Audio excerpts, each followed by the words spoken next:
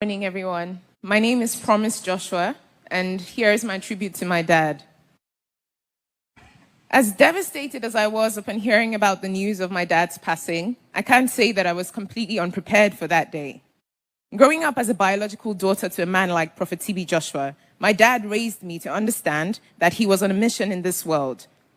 For him, life on earth was spiritual warfare, not a place to get too comfortable like it was home. He essentially lived each day like it was his last, with most of his time spent at his prayer mountain, utterly focused on executing an assignment that only him seemed to be in the know of what the instructions were. Since I became more socially aware and more inquisitive about my dad's life, I realized that the implication of such a lifestyle was that once he was done accomplishing what he was sent for, he will be called back home to the one who sent him. I must say that my dad did an excellent job at preparing me mentally, emotionally, spiritually, and even physically for a moment like this. I remember the conversations we had, particularly last year, when I spent over a year with him at his prayer mountain, right before he eventually released me to pursue my master's.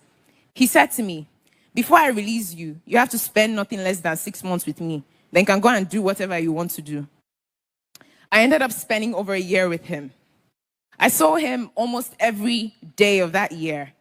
He'll tell me about how I needed to strengthen my relationship with God, carried me along at least 3 out of the countless times that he dedicated to prayer in a day. Most mornings, he would wake me up, would do our morning exercise routine, and we would have conversations about the most random topics. There was no aspect of my life that he didn't try to leave a positive footmark on in that year.